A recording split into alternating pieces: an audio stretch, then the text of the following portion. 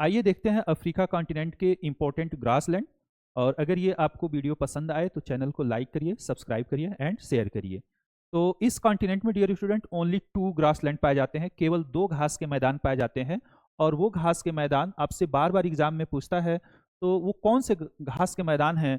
तो dear student यहाँ पर अफ्रीका कॉन्टिनेंट में देखेंगे, पहला जो घास का मैदान पाया जाता है उस घास के मैदान को कहा जाता है सवाना घास का मैदान, सवाना ग्रासलैंड। ये सवाना ग्रासलैंड पूरे अफ्रीका कॉन्टिनेंट में इस सहारा मरुस्थल के देशों के आसपास फैले हुए हैं। और जब भी कभी घास का मैदान आपसे पूछता है तो कंट्री पूछे अगर, तो कंट्री जिस देश में 1 होंगे 2 होंगे वो तो इजीली आप बता देंगे, लेकिन बहुत से ऐसे ग्रासलैंड हैं जिनके कंट्री बहुत ज्यादा हो जाते हैं। उसी में शामिल है सवाना घास का मैदान। अब सवाना घास के लिए केवल एक देश आप नहीं बता सकते, इसलिए सवाना घास का मैदान इस तरह से क्वेश्चन पूछता है कि अफ्रीका कॉन्टिनेंट में कौन से घास का मैदान पाया जाता है, तो उसका आंसर होगा सवाना घास का मैदान। लेकिन देश यहां पर इंपॉर्टेंट नहीं है। तो एक सवाना घास का मैदान हो गया अफ्रीका महाद्वीप में। और अब इसका टाइप पूछता है कि यह किस प्रकार का घास का मैदान है। तो डियर स्टूडेंट, ये अफ्रीका कॉन्टिनेंट से तीनों लाइन क्रॉस करती हैं। नॉर्थ में कैंसर लाइन्स है, मिडिल में भूमध्य रेखा है और साउथ में मकर रेखा है। इसलिए अफ्रीका का जो क्लाइमेट है वो उष्णकटिबंध है, इट मीन्स की ट्रॉपिकल है। इसलिए घास का मैदान इसी रीजन में होने की वजह से ये ट्रॉपिकल घास का मैदान हो जाता है। और इस तरह से ट्रॉपिकल होने की वजह से हिंदी में इसको उष्णकटिबंधीय घास का मैदान भी कहा जाता है। इस तरह डियर स्टूडेंट, सवाना घास का मैदान अफ्रीका में पाया जाता है। इस घास का जो टाइप है वो ट्रॉपिकल है, उष्णकटिबंधीय है। और अब इसी कॉन्टिनेंट में एक घास का मैदान और पाया जाता है जो शीतोष्ण कटिबंध है, यानी कि कोल्ड क्लाइमेट है। अगर पूरे अफ्रीका में ट्रॉपिकल रीजन है तो आप इमेजिन करिए कि कोल्ड क्लाइमेट कहाँ पाया जाता होगा। नो डाउट वो साउथ में पाया जाएगा, इट मीन्स कि साउथ अफ्रीका में। और साउथ अफ्रीका में घास का मैदान पाया जाता है वेल्ड ग्रासलैंड, वेल्ड। और ये टेम्परेट है, शीतोष्ण कटिबंधीय घास का मैदान है। इस प्रकार डियर स्टूडेंट, पूरे अफ्रीका कॉन्टिनेंट में 2 घास के मैदान पाए जाते हैं। पहला घास का मैदान है सवाना घास का मैदान, जिसका टाइप है, प्रकार है उष्णकटिबंधीय घास का मैदान, ट्रॉपिकल घास का मैदान। और दूसरा जो घास का मैदान पाया जाता है वो है आपका वेल्ड घास का मैदान। और ये वेल्ड घास का मैदान का देश है साउथ अफ्रीका। यहाँ का क्लाइमेट जो है वो कोल्ड है, इसलिए घास का प्रकार हो जाता है टेम्परेट, इट मीन्स की शीतोष्ण कटिबंधीय घास का मैदान। ओवरऑल यही 2 घास के मैदान आपको याद रखने हैं डियर स्टूडेंट। ओके, अब हम देखेंगे इस कॉन्टिनेंट में पाई जाने वाली महत्वपूर्ण नदियां। तो डियर स्टूडेंट, इस कॉन्टिनेंट में जो महत्वपूर्ण नदियां पाई जाती हैं उनमें सबसे इंपॉर्टेंट नदी है वो है नील रिवर। नील रिवर यहाँ की लाइफ लाइन कहलाती है, अफ्रीका की लाइफ लाइन कहलाती है। और इसी नील नदी पर मिस्र का सिविलाइजेशन डेवलप हुआ था, इसलिए इसको मिस्र का लाइफ लाइन भी कहा जाता है। ओवरऑल यह नदी विश्व की सबसे लंबी नदी है। जो नील नदी आपसे एग्जाम में पूछता है। आज हम जानेंगे कि नील नदी का ओरिजिन प्लेस क्या है। तो डियर स्टूडेंट, यहाँ पर विक्टोरिया लेक है और यह लेक युगांडा, केन्या, तंजानिया 3 देशों से घिरा हुआ है।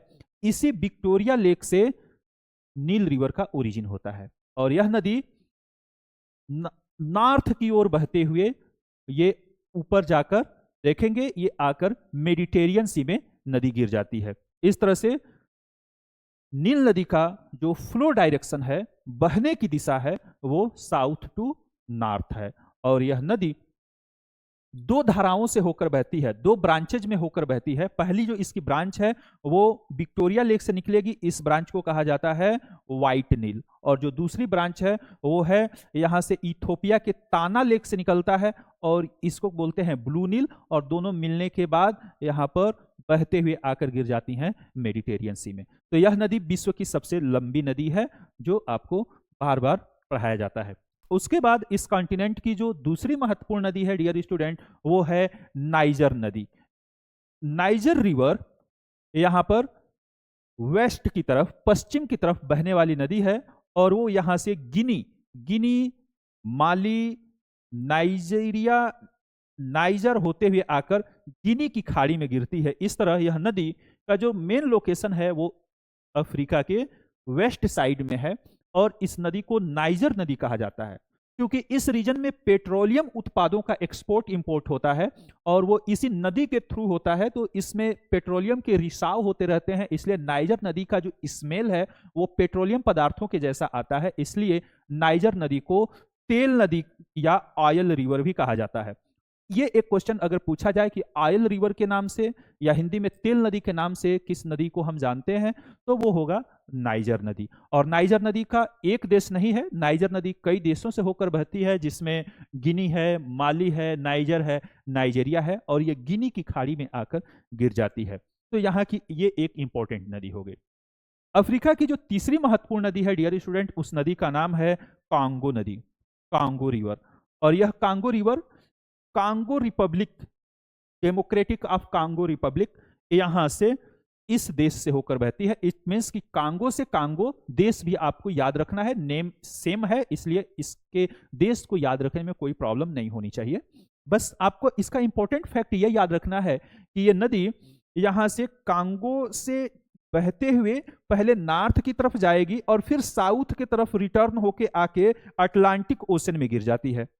इस तरह से इस नदी का जो शेप बनता है वो लाइक हाफ मून, अर्ध चंद्राकार बनता है, और यही कारण है कि यह नदी एक इंपॉर्टेंट फैक्ट यहाँ पे क्रिएट करती है, और वो ये है डियर स्टूडेंट कि दुनिया से जो भूमध्य रेखा क्रॉस करता है वही भूमध्य रेखा अफ्रीका कॉन्टिनेंट के इस रीजन से क्रॉस करता है, और यही कांगो नदी कांगो देश में भूमध्य रेखा को 2 बार क्रॉस करती है। इसीलिए यह नदी ज्यादा इंपॉर्टेंट है। आपसे क्वेश्चन पूछता है कि कौन सी नदी भूमध्य रेखा को 2 बार 2 टाइम्स क्रॉस करती है, वो नदी है कांगो नदी, और ये अफ्रीका में स्थित है, कांगो देश में स्थित है, और आपको मैंने लोकेशन भी दिखा दिया कि ये भूमध्य रेखा को 2 बार क्रॉस कर रही है, इसलिए ये इंपॉर्टेंट हो जाएगी डियर स्टूडेंट। अफ्रीका की जो चौथी इंपॉर्टेंट नदी हम आपको जो बताने जा रहे हैं उसका भी सेम यही कंडीशन है। ये जिस तरह से कांगो नदी भूमध्य रेखा को 2 बार काटती है, उसी तरह से जो अगली नदी है ये मकर रेखा को 2 बार काटती है। डियर स्टूडेंट, इस नदी का नाम है यहाँ पर लिम्पोपो नदी, लिम्पोपो रिवर। और यह नदी यहाँ पर जैसे ये ट्रॉपिक ऑफ कैप्रिकॉन मकर लाइन क्रॉस कर रहा है, वो नदी यहीं से ओरिजिन होकर ऐसे बहती है और ये आकर इंडियन ओशन में गिरती है।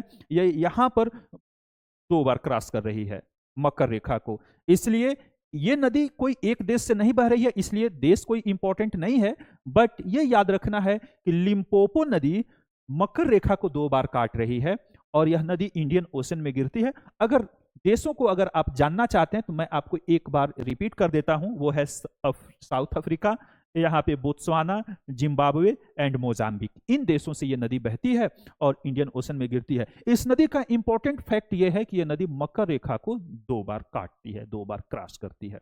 ओके, नेक्स्ट इस कॉन्टिनेंट में जो इंपॉर्टेंट नदी है वो चूंकि हमारे हैबिचुअल लाइफ से नेम जुड़ा हुआ है, जैसे ऑरेंज हुआ, तो ऑरेंज रिवर इसी साउथ अफ्रीका में बहती है, इसलिए आपसे अगर पूछा जाए कि ऑरेंज नदी किस देश में बहती है तो वो होगा साउथ अफ्रीका। तो एक ये भी इंपॉर्टेंट नदी है, क्योंकि नाम ही इसका ऐसा है कि ये पूछता है ऑरेंज रिवर किस देश में बहती है, आप आंसर करेंगे साउथ अफ्रीका में, और कॉन्टिनेंट अफ्रीका आप पढ़ ही रहे हैं, ये ध्यान देना है। अब जो लास्ट यहाँ की जो मैं आपको इंपॉर्टेंट नदी बताने जा रहा हूं, उस नदी का नाम है जिम्बेजी नदी। जैसे इसको हम यहाँ पर देखेंगे, ऐसे लिखता है जम्बेजी नदी, जम्बेजी रिवर। जम्बेजी रिवर इसलिए इंपॉर्टेंट है डियर स्टूडेंट कि ये नदी यहाँ पर जाम्बिया और जिम्बाब्वे अभी क्रिकेट खेल रहा है, बहुत अच्छा T20 वर्ल्ड कप में खेल रहा है, तो उसी देश के सीमा पर यह नदी बहती है। तो यहाँ पर ऊपर नॉर्थ में देश है जाम्बिया और नीचे है जिम्बाब्वे। जाम्बिया और जिम्बाब्वे के बीच में ये बाउंड्री बनाने वाली नदी है, और ये नदी यहाँ पर बहते हुए इंडियन ओशन में आकर गिरती है। इंडियन ओशन यहाँ पर देखें लिखा हुआ है। तो अब आपसे पूछा जाए कि जाम्बिया एंड जिम्बाब्वे के बीच कौन सी नदी बहती है, सीमा बनाती है, तो वह है जेम्बेजी नदी। ओवरऑल डियर स्टूडेंट, इस कॉन्टिनेंट के यही महत्वपूर्ण नदियां हैं जिन्हें आपको याद रखना है। और अगर ये वीडियो आपको पसंद आया है तो चैनल को लाइक करिए, सब्सक्राइब करिए एंड शेयर करिए।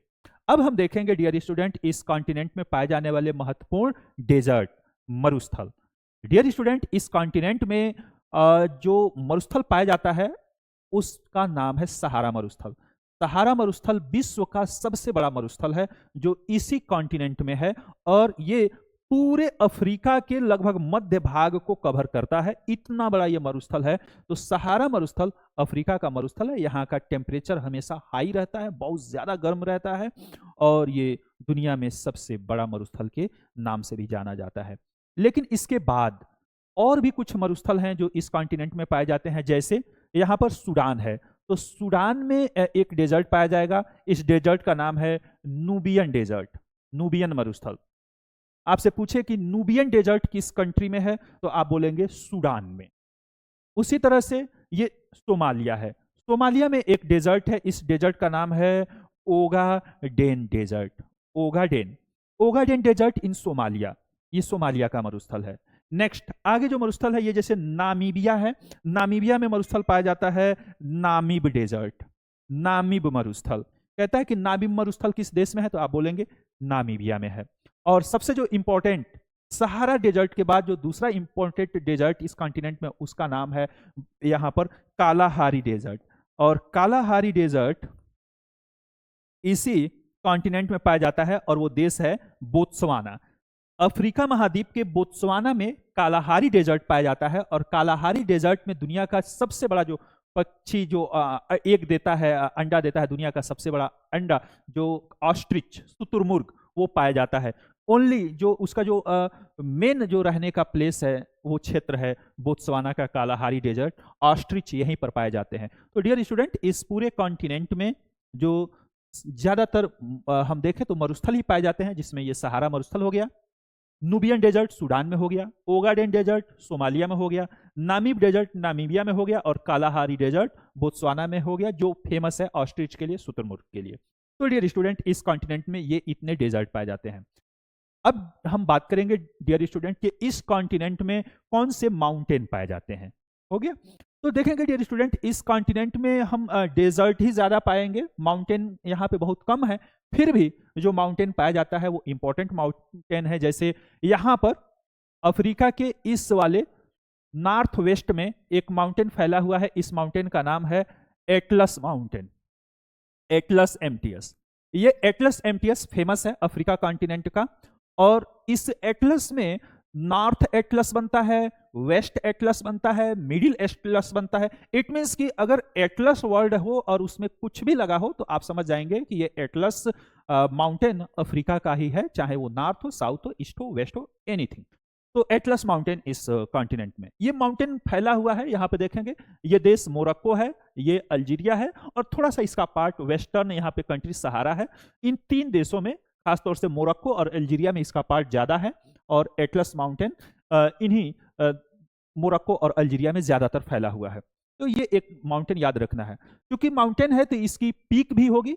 तो एटलस माउंटेन की हाईएस्ट पीक आपसे अगर पूछता है तो इस माउंटेन का नाम है Toubkal, Mount Toubkal, highest peak of Atlas mountain, country Morocco, Morocco में इसका लोकेशन है, और यह हाईएस्ट पीक है एटलस माउंटेन का। ओके, अब अगर पूछता है कि इस कॉन्टिनेंट का जो अदर माउंटेन, तो आपको बस नीचे आ जाना है। यहाँ पर साउथ अफ्रीका में पाए जाते हैं, साउथ अफ्रीका में यहाँ पर माउंटेन पाया जाता है ड्रैंकन्सबर्ग, और दूसरे का नाम है स्वार्टबर्ग।